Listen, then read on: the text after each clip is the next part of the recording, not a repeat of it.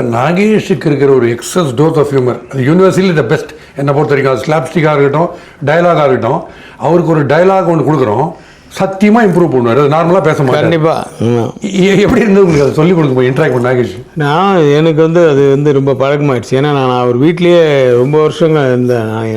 ஆனால் ஏன் உங்கள் வீட்டில் இருக்கீங்கல்ல? இல்லை, அவர் வீட்டில் நான் இருந்ததுக்கு காரணம் அவருடைய ரொம்ப க்ளோஸ் ஃப்ரெண்டு மிஸ்டர் அருணாச்சலம்னு. அவர் படம் எடுத்து, அவர் ஒரு ப்ரொடியூசர். அவருடைய பையனும் நானும் கிளாஸ்மேட், நாராயணன். இந்த ஸ்ரீராம்லாம் இருக்காங்களா அந்த குரூப்பு, நாராயணன்.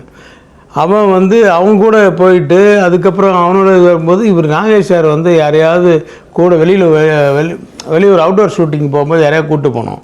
அவர் முதல்லலாம் விஎஸ் ராகவன் சார் யார் ஃப்ரீயாக இருக்காங்க அப்படி கூப்பிட்டு போனோம். அதுக்கப்புறம் சின்ன பசங்களை யாராவது ஒருத்தரை கூப்பிட்டு போகலாம் அப்படின்ற மாதிரி ஃபீல் பண்ணி நாராயணன் நிறைய தடவை போயிருக்கான். என்ன கூப்பிட்டு போவார். இப்படியெல்லாம் அவரோட ஃப்ரெண்டாகி அதுக்கப்புறம் நான் அசிஸ்டன்ட் டைரக்டர் ஆகி அவருடைய படத்துலேயே பார்த்தனே அவ்வளோ அசோசியேட் ஆகி அதுக்கப்புறம் நான் டைரக்டர் ஆனதுக்கப்புறம் என் படத்தில் ஒரு 12 படம் மேலே நடிச்சிருக்காரு. அவருடைய கடைசி படமே தசாவதாரம் என் படம் தான்.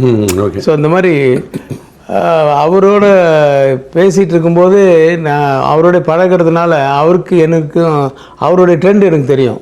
எந்த டைலாக் சொன்னால் இவர் என்ன பண்ணுவாருன்னு எனக்கு தெரியும். அதனால் அவரை விட்டுருவேன். அந்த இடத்துல அவர் மாற்றி பண்ணலாமா அது அப்படின்லாம் கேட்கவே மாட்டார். அவர் மாற்றி பண்ணிவிடுவார். ஓகே, என்ன வேணாமா, நல்லா இல்லையா, சரி வேறு பண்ணுறேன். நீங்கள் என் டேரக்டர் இங்கே கேட்குறீங்கன்னு நினச்சேன். அப்படி தான் அவர் கேட்பார் எதுவுமே.